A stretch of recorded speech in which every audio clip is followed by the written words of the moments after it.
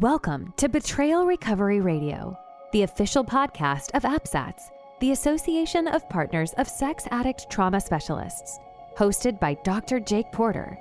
APSATS is a nonprofit organization providing professional training and compassionate support to partners affected by problematic sexual behavior and betrayal trauma. In each episode, Dr. Jake guides a conversation of enlightening insights and practical tools to empower those affected by sex addiction and betrayal trauma to use their voices and live their values. The mission of Betrayal Recovery Radio is to offer hope to those in need of healing and growth to those moving through grief. And now, here's your host, Dr. Jake Porter. Well, hello, I am Dr. Jake Porter, and I am so excited to be here with you for Betrayal Recovery Radio.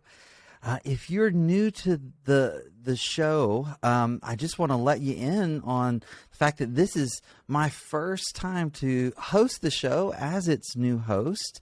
I did a transition show with Carol, the coach, the former host of the show, and she graciously built up this podcast and gave it the following that it has today. And I feel so honored to be stepping in to that role now and look forward to getting to know you as an audience and you getting to know me. In case you don't know me, I am Jake Porter. I'm the founder and president of Daring Ventures, counseling, coaching, and consultation in Houston, Texas. I'm a licensed professional counselor, a certified sex addiction therapist, a certified clinical partner specialist through APSATS, and I work with couples doing intensives, disclosures, grief intensives, and all sorts of stuff.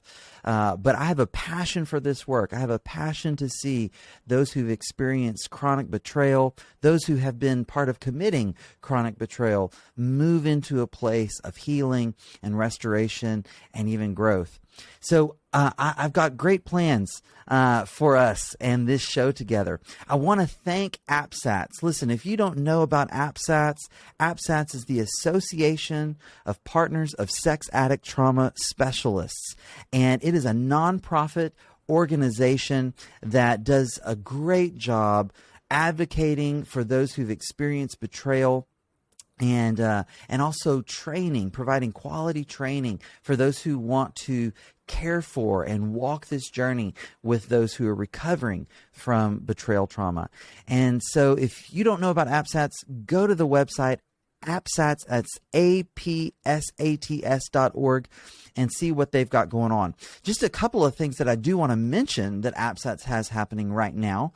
At the end of this month, Carol Jurgensen-Sheets, Carol the coach, and I will be teaching her ERCOM model. That is the Early Recovery Couples Empathy Model, a training for clinicians, coaches, religious leaders. It's a 4-day training that starts on March the 28th. It's going to be held via Zoom. And this is a fabulous, practical, down-to-earth training to help you help couples get started in the healing of their relationship through the experience of empathy. Lots of practical tools and exercises that you're going to be able to take straight from that training into helping people work on their relationships. You can go to APSATS.org to check that out. I also want to mention that in June will be the next round of APSATS sort of foundational training in the multidimensional partner trauma model, and also their betrayal trauma religious leader training in June as well. One other resource I want to let you know about that I'm putting on is it's a free online summit. It'll be a 3-day summit happening the last weekend of March. It is the Choose Connection Summit, primarily geared for couples in recovery. And if you go to chooseconnectionsummit.com, chooseconnectionsummit.com, you can claim your free ticket to that. It's all online. Over 20, I think we're up to like 25 speakers now, lots of great information. And so I'm grateful that we're able to offer that to you as a free resource. Now, let me talk to you about what we're doing today for this episode. I'm super excited about it. There's a lot happening in the world right now, particularly around awareness of the experience of betrayal trauma. And as the concept of betrayal trauma is getting more and more well known, the areas of life in which this conversation is taking place is expanding. And one area that it has expanded into recently is into the faith community, not just the Christian faith, also the Jewish faith, the Muslim faith, and many other faith traditions. There are individuals who have learned from good APSATS trained providers about the experience of betrayal trauma, and they have then taken that message back to their faith leaders. And they've also recognized in the process that sometimes the messages that they received from their faith communities were at best less than helpful, and sometimes, we have to admit, even abusive. Well, one of my really dear friends, Stacey Sadler, is really passionate about this.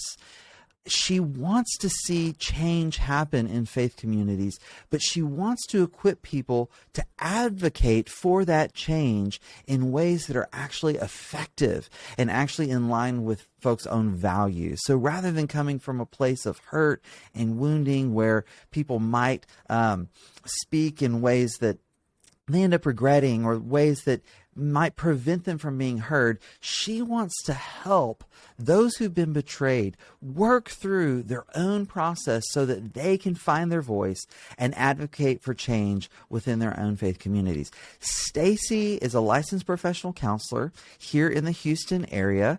Her own story is one of healing as she's experienced betrayal and being the partner of an addict. And so it's from this place that her counseling career was born. She is a certified EMDR therapist. She's a certified clinical partner specialist through APSATS. And she does a lot of work with women who've been betrayed, with couples. She travels around the country with New Life Ministries, facilitating weekend groups on healing from sexual betrayal and trauma and marital intimacy. And she's got a new book that is going to be coming out later this year on single parenting. You're going to really enjoy getting to know Stacey in this conversation that we're having about spiritual trauma and carrying the message of betrayal trauma and the needs around that into our faith communities.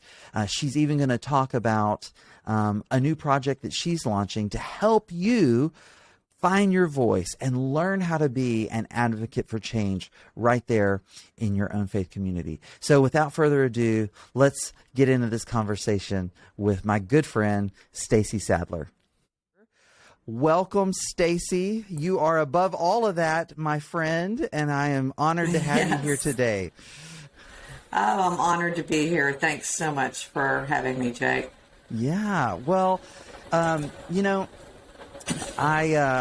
excited. This is my first show as the host since the transition show with Carol, and it's great to be on here with you. And what we're going to talk about today is actually something you and I have talked about offline many times, and that's this idea of spiritual trauma that so many people encounter from their faith communities when they're seeking help. Yes. Right? Yeah, it's unfortunate, and I think you can't work with people like you and I do for very long without bumping into this. I bump into it weekly in my practice. Yeah. I see people all of a sudden just go, "Oh, my church," and then the story falls out, and that's right. Their faces glaze over, and it's tragic to see it happen, and I hear it every single week. Yes, yeah.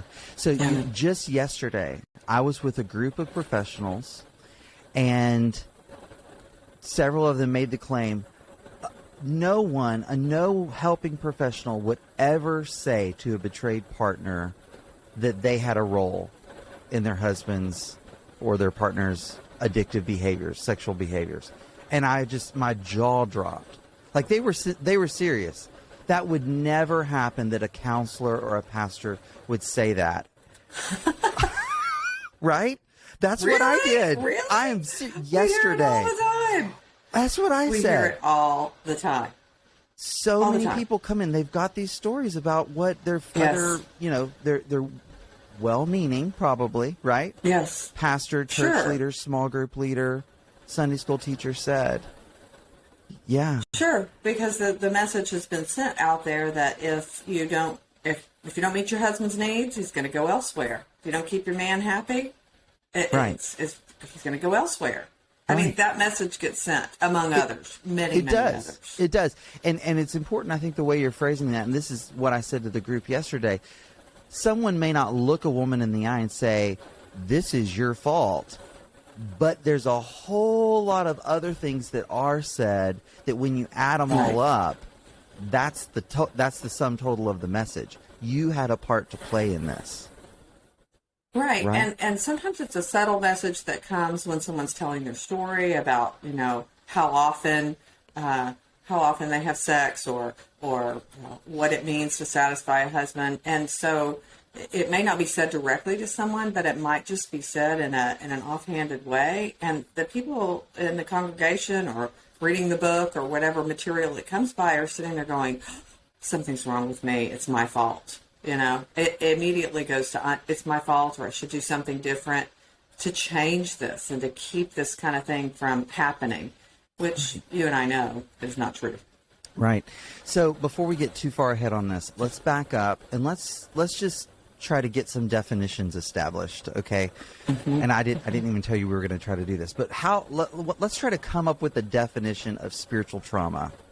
Like, what is that we're talking about for these folks who've experienced betrayal? Well, I think that spiritual trauma is the result of spiritual abuse. And that sounds like a big old heavy word, but a religious abuse. And I don't think that spiritual abusers or religious abusers necessarily mean to do it or know that they're doing it. But it is using, I think, people who are in a place of position, maybe like an author or a pastor or a Bible study leader, are put on pedestals, and what they say, they have to realize how their listeners are hearing it. And so I think spiritual abuse happens when, because of that power imbalance or that power differential, when you're not recognizing what could be in the audience, sometimes you can say things that are damaging to the hearer. Right. Again, not necessarily meaning to, and out of ignorance for the things that can go on in marriage, like if we're talking about infidelity or addiction of some sort. Now, I know that's not a definition, but I think that's the essence of it. When we use scripture or principles to keep people in abusive situations, and maybe make marriage higher than the individual. That's one aspect of it anyway. Yeah. What do you think? Yeah. What would you add to that? Well, I'm not going to add to it, but I want to sort of unfold part of what you said there that I think is so important, and that's the position that someone holds, right? There's an authority that comes with the position. Scripture says, not many of you should be teachers, right? It warns, because of the responsibility that comes with that. And I think, and this is true whether you're in the Christian faith, Jewish faith, Muslim faith, when you're a religious leader and you speak, your words are going to carry an authority, whether you like it or not, by those who are following you, right? Who are hearing your teaching. And as someone who was a pastor for 13 years, I remember times when someone would come up to me and say, well, you said this. And I'm like, maybe I did, but good grief. I don't, it was off the cuff, but they didn't hear it that way. That's right. And so when these couples, go ahead. Well, I was just going to say, and the humility that comes with your answer at that point. If a pastor goes, I never said that, or, you took that wrong, or if, a leader of some sort says that, we're going to do damage. You and I know both know you can repair if you're humble. Absolutely. And that's hard. You have to have humility to be able to hear those kinds of things. Right. So let's just kind of play out a scenario here. A woman discovers that her husband has been unfaithful. Maybe it's, just chronic porn use. Maybe it's that she's discovered a series of affairs. Whatever it is, the content of the betrayal is less important than the experience of discovering it. We know that. Sure. That just knowing that there's an alternative reality that's been out there is so damaging. So they go to the person that they count on to care for them and shepherd them, right? They go to the pastors. And the pastors are on the front lines. I know you and I both don't have a heart to beat up pastors or Christian leaders here, but they walk into the office.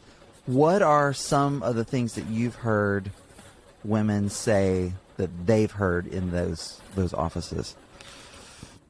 Well, specifically in that situation, there have been, are you satisfying him? What's your sex life like? Immediate questioning about what your sex life is like.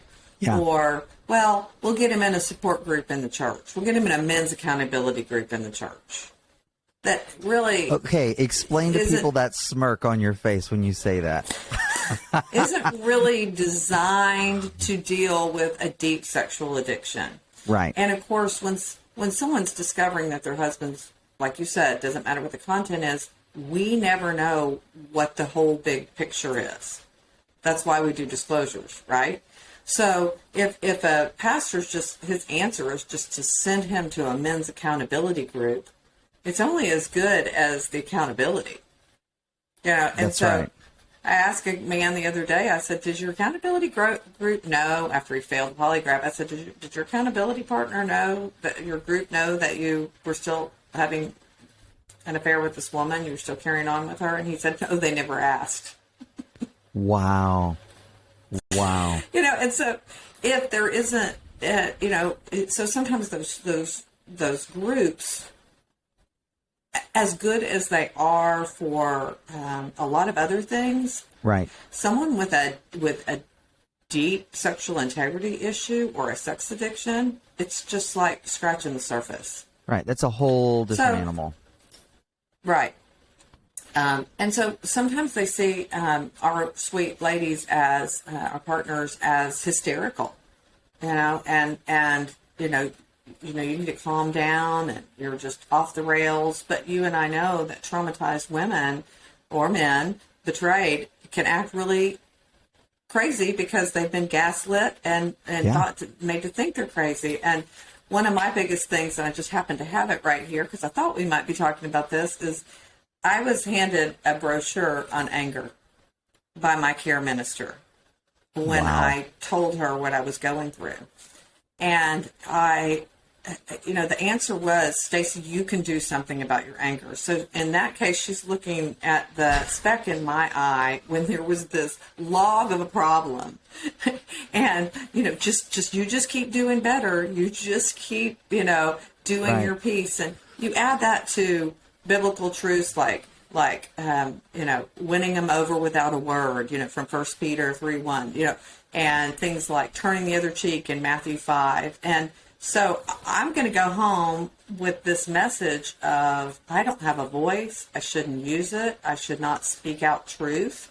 And I just need to go away and let God deal with this problem. And what happens is the problem doesn't get solved. Right. I mean, it's like we forget that anger is a valid emotion that has a purpose, right? Absolutely. There's a purpose in it. Yeah. Can it lead to danger, to excess, to unhealthy places? Of course. And I know you work with women on that all the time. But anger in and of itself has a point to it. It's to protect something. Yeah, we just did the Restore. We get the Restore weekend this weekend, and one of the problems is that we send women home angry. Well, they're not angry; they're empowered, and we totally talked about the difference between being angry and being empowered. But when they come home setting boundaries and saying, hey, I want you to do this and this and this for me to feel safe, all of a sudden these guys are like, oh, what do I do? I've got this angry woman on my hands. No, she's just empowered and she's not going to put up with it anymore. That's right. So it's a really important part of recovery. And, you know, my experience in working with couples is that when the person with the addiction really engages in recovery and really works the process, you know, and goes through the growth that comes from it, there's a point when they look at their betrayed partners and they say, thank you for setting those boundaries early on. Thank you for setting the expectations. And they see it wasn't selfish. It wasn't out of anger. It wasn't a lack of forgiveness. There's another one that gets heard a lot in churches. It was about protecting the relationship. That's so true. And that's, to me, one of the impacts of spiritual abuse is that it allows the abuser to stay in the sinning situation, if we want to put it in church terms. And, you know, I think about, like, this behavior is not worthy of the Sadler name or the Porter name. Like, when you start looking at it that way, you go, oh, it's my job to call it out, not wicked sin. Because the impact is we're just allowing people to stay in a place that's unhealthy for a whole entire family a lot of times. Right. It's not good for anybody. Nobody's winning in that situation. Nobody's winning. That's right. Yeah. For sure. So they get asked about their sex life. They get told he needs to go to a men's accountability group in the church. And then I just mentioned one. Well, you brought up anger. You know, deal with your anger. Here's the pamphlet. Yeah. And then forgiveness. You know, it's time. You have to forgive him. Well, you know, it's funny. It's really funny because I speak on forgiveness at Restore as well. And my little paragraph was this big. And I just kept feeling this ick about talking about it as early in the program as we wanted to, because I knew that there were going to be women there who had just walked in after discovery. And yet I'm going to get up there and talk about forgiveness. And so I really struggled with this forgiveness topic because I think the way that forgiveness happens is it happens too fast before we felt any of the emotions that we need to feel to heal. If we put the forgiveness cap on it and we haven't felt angry, sad, shocked, disappointed, betrayed, all the things, we're not going to heal. And we know that forgiveness is a process. We know that there's different levels and layers of it, but the church really quick just says, turn the other cheek, forgive, let it go, let God deal with him. And it's tragic because that is so missing the boat on so many of the essential elements of healing. That's right. Yeah. So let's keep going with that. What are some of those essential elements? Oh, well, you know, feeling and dealing and healing. I mean, you know, just looking at what has really happened, getting to the truth. I mean, we getting know that. to the truth, right. How do I forgive something when I don't even know what happened? When I don't know what I'm forgiving. Yeah. How do I even do that? Obviously, that's the first thing is get truth. You know, and get safe, obviously, and then start to feel the feelings about what is real in your life, and processing the feelings of betrayal, right, and then healing the relationship, of course, and moving forward in life and dealing with, you know, of course, later on in recovery. This is what I thought you were going to say a minute ago. So many people say, "I'm thankful that this happened to me," because I really worked on my own stuff. And we would never tell somebody walking into this, the partner, day one, you know, you need to work on your own stuff. But it leads them to work on their own family of origin issues later in the line, down the line. And it's truly amazing that they come out going, I feel so whole now.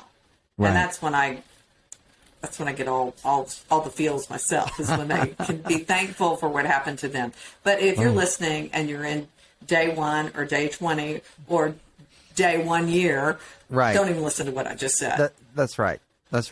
I know.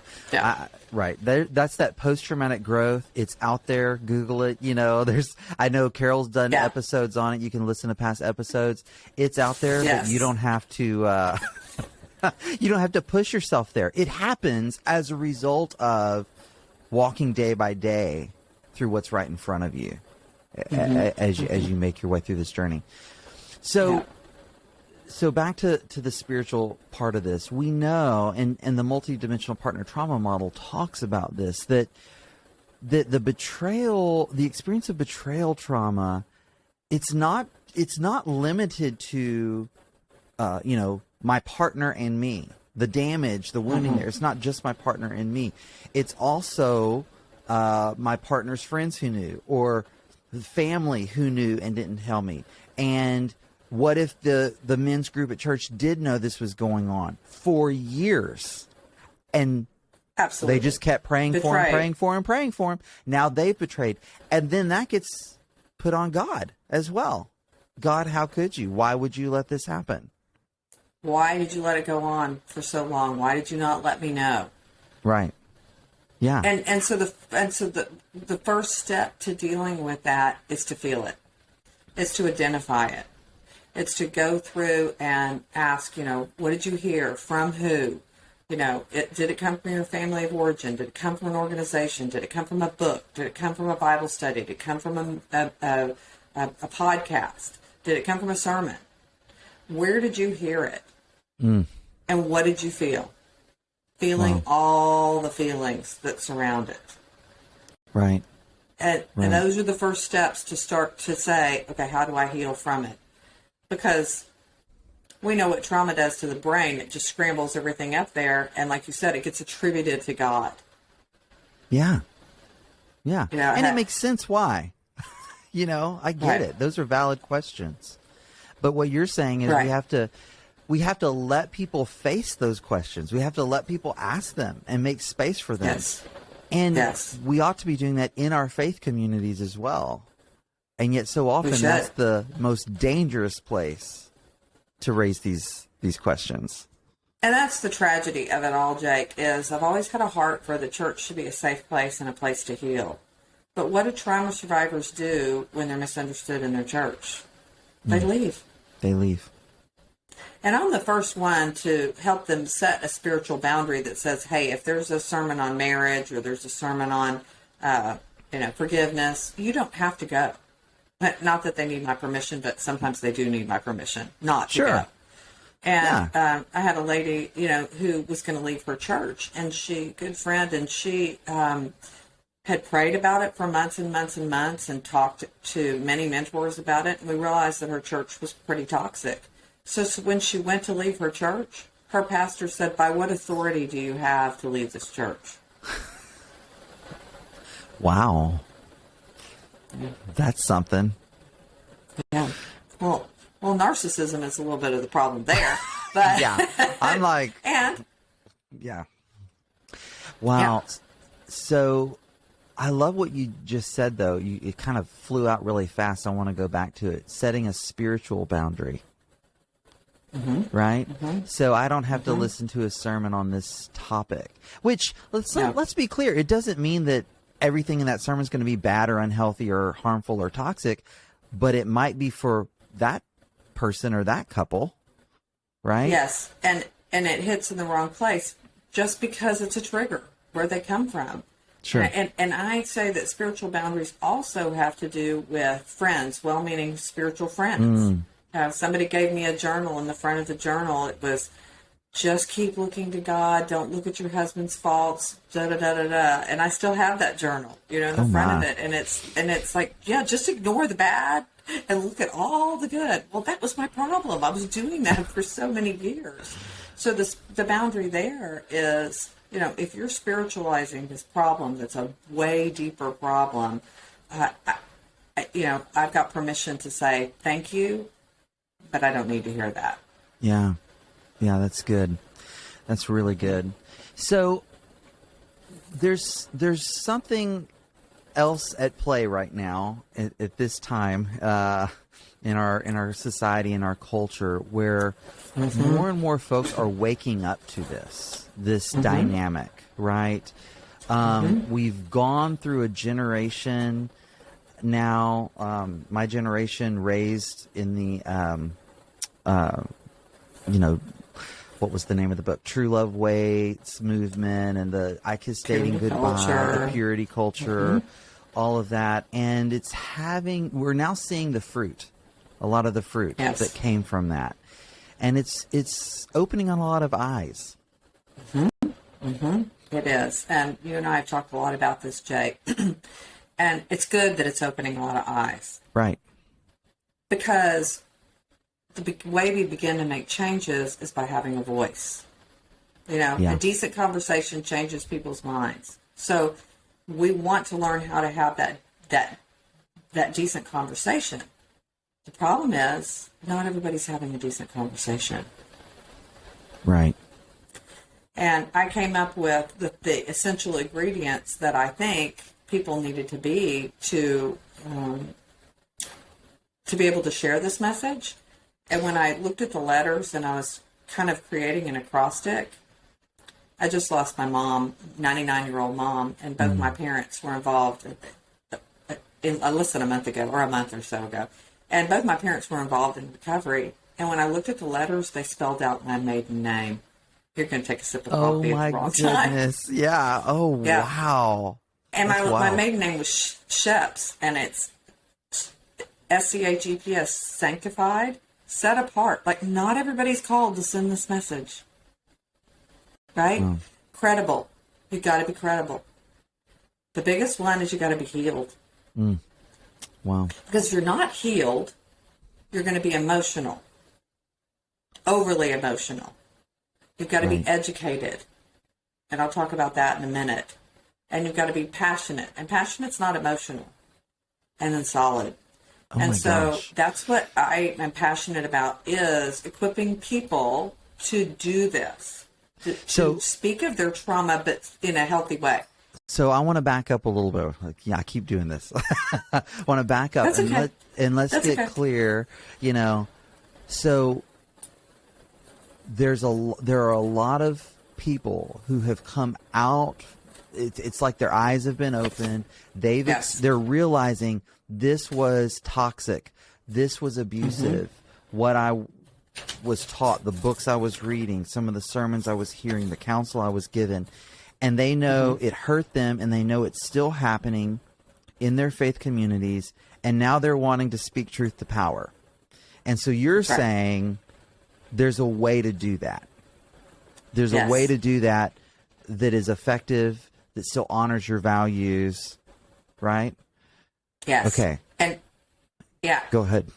And I think that when you're unhealed, your trauma speaks louder than your message. And then it's really easy to discount what you're saying. Well, sure. Right? Yeah. Well, sure. I mean, and I think that, I think even in we may not have all the answers, but we've got to have the conversations, but we have to have them in a way that's not a reaction. Yeah. And so, some of these people that are out there have an agenda, but they're not necessarily healed. They're unhealed, uneducated, overly emotional, versus being passionate, right. And not solid. And I'll give you a good example. A pastor's wife called me the other day, and she said, I have a list. I have a little shelf over here, and it says banned books, and there are Post-it notes. I'm looking at it right now. And it's books that I used to subscribe to that now have damaging things in them. Okay? So I mentioned something to her husband about having one of those books on his shelf. And so she texted me and she says, tell me what you don't like about this book. So I grabbed the book. I said, okay, I'll get back with you. And I got on the plane. I was going to read the book. Never did. Held it away. And then just because I didn't want to look up the dadgum book and figure it out. And so she texted me back and she said, hey, can you give me your thoughts on this? And I said, can you call me? And she said, yeah. And I said, look, I truly have not, I've read the book, but I don't remember what in here was bad about it. And I can't tell you specifically. I want to educate myself. I want to go through that book and highlight it. And I want to tell you the sentence that I don't like. I don't want to just have heard it from somebody else that this is a bad book and then slay the book. I got caution toward it, but I can't tell you right now what I don't like about it from hearsay. I've got to get educated. What did that take? That took me, which I still haven't done, and I'm honest about that, to book piece by piece, looking at the book going, does this square with what I believe? Rather than just writing the coattails of what everybody else is upset about. And she said, I respect that so much. Thank you, Stacey.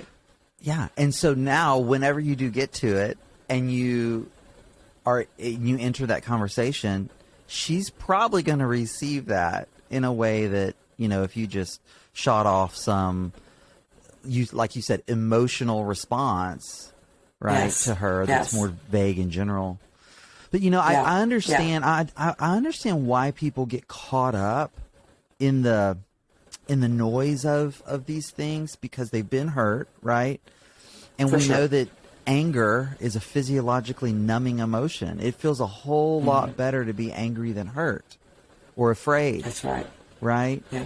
And so I know that and I see this not just, you know, on Facebook and social media platforms, but with couples in my office. And you see this too, where people go to anger to cover that hurt, that pain. But at the end of the day, and this is the conversation I have with them, does that get you what you want and need?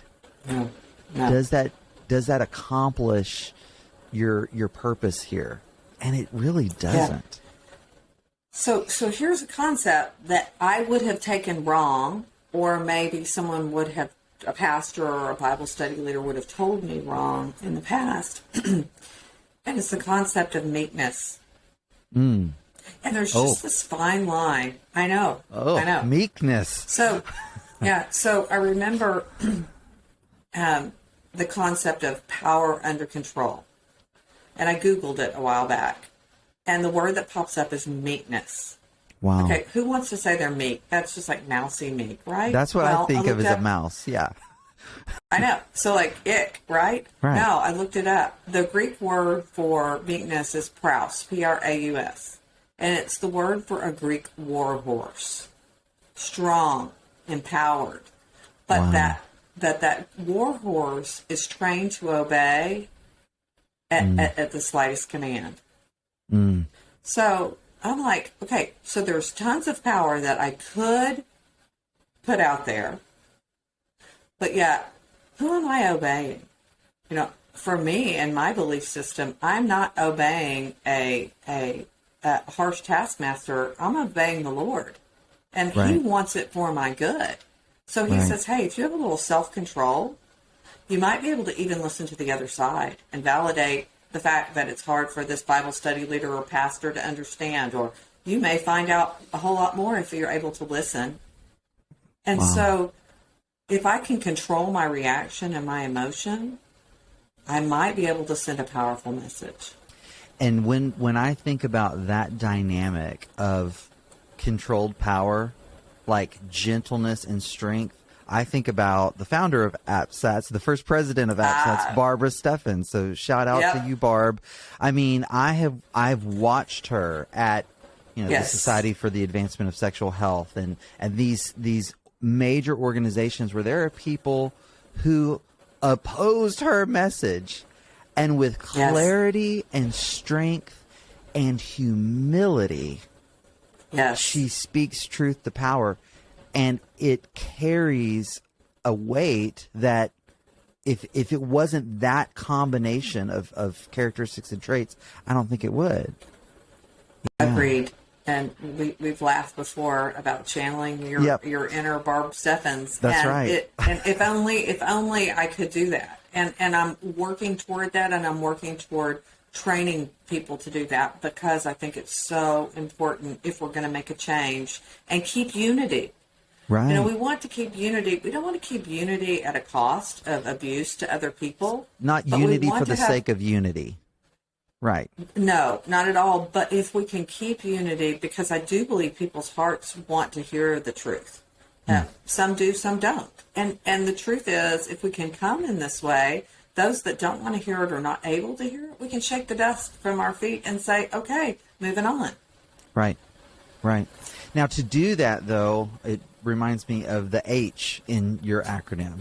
You have to be healed. Yep. So I mean, this could be a whole episode, but talk more about the healing and then also the education piece. Can you do that? Yeah.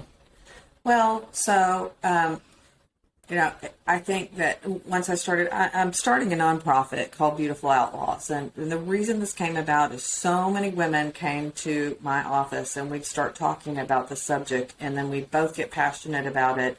And they all of a sudden felt like they had an advocate and they were validated and, like those spiritual boundaries. And they were like, Stacey, I'm on your bus. Wherever it's going, I'm doing it. I'm like, what bus? Where's it going? What's happening? I don't know.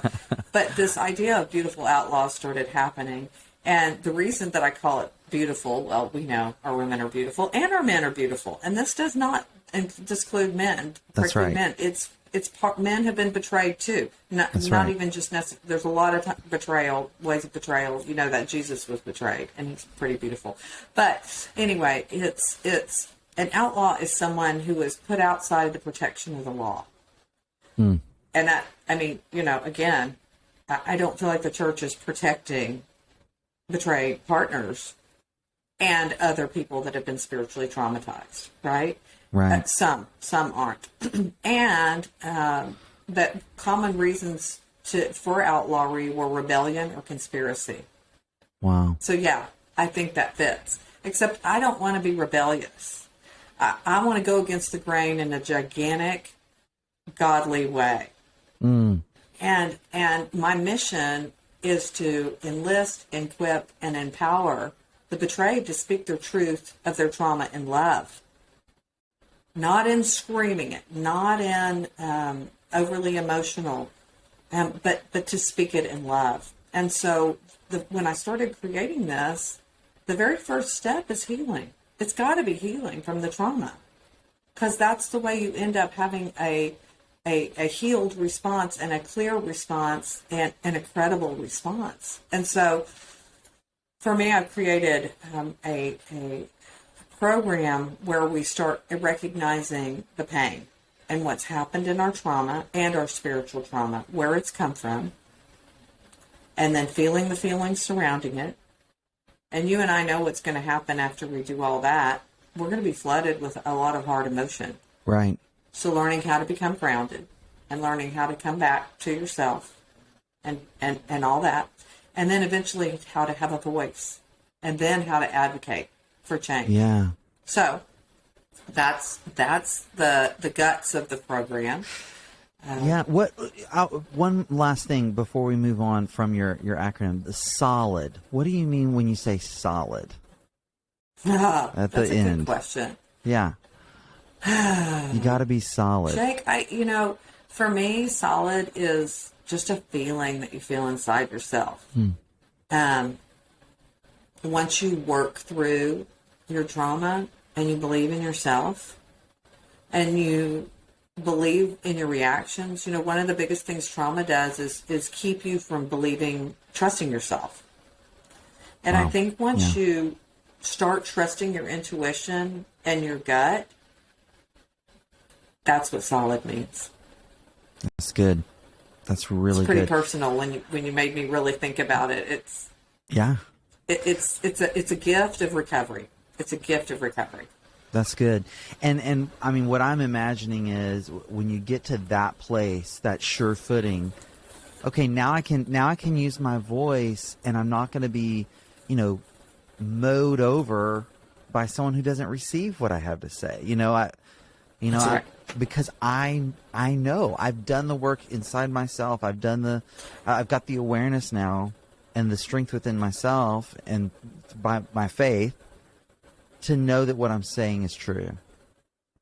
And the biggest thing is I'm not looking for that person to validate me. Yeah.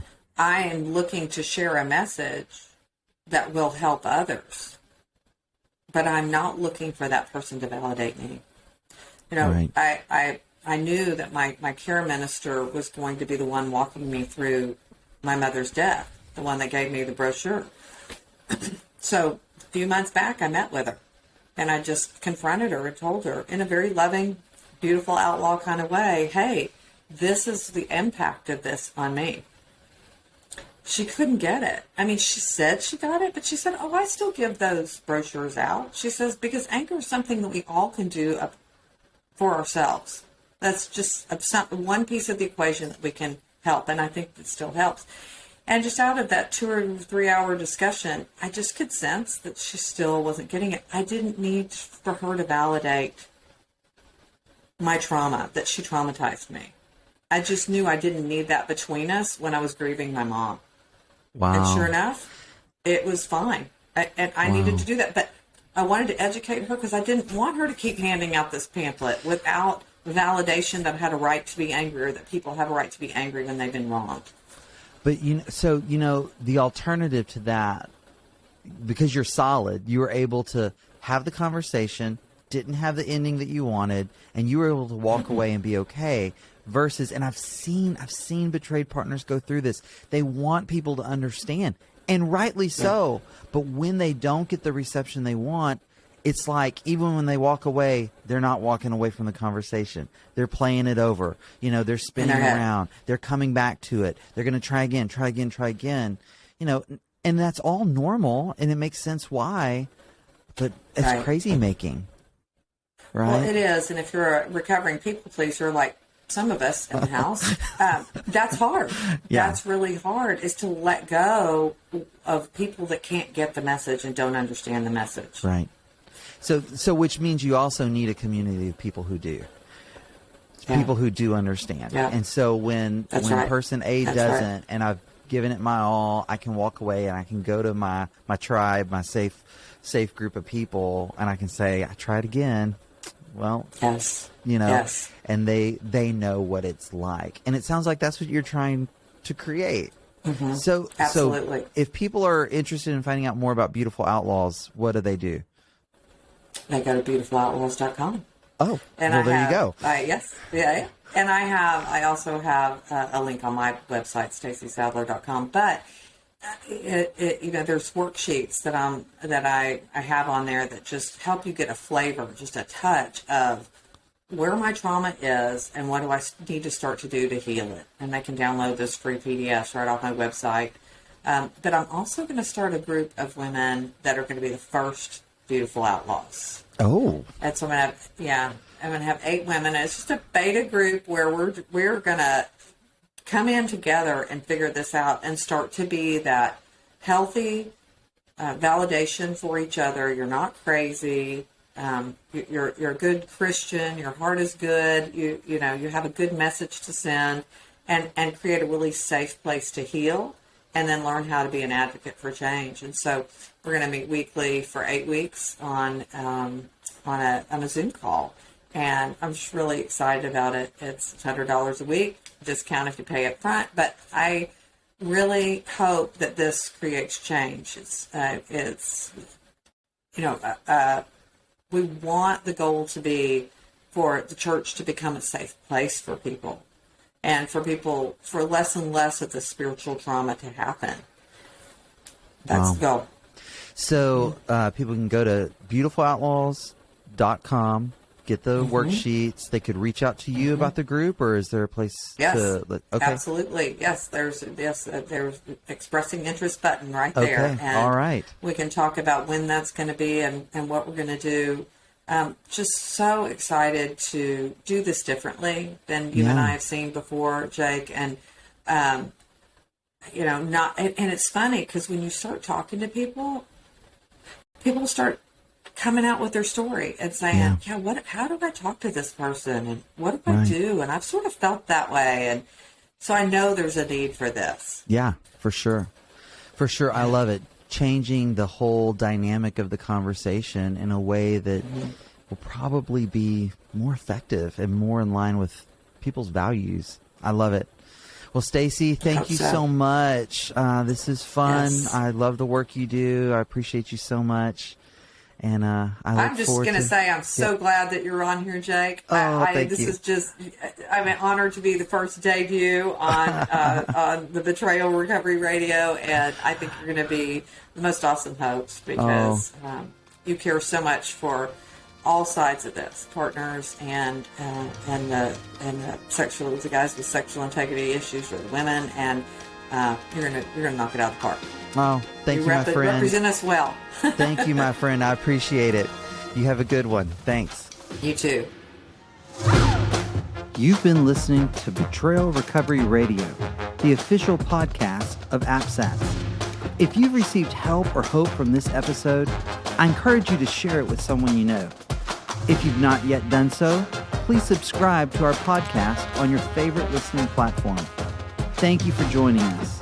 I'm Dr. Jake Porter, and you can always email me directly at jake@apsats.org. I'd love to hear your ideas, questions, or comments about the show. Until next time, keep choosing to use your voice and live your values. It's good for you and for this world.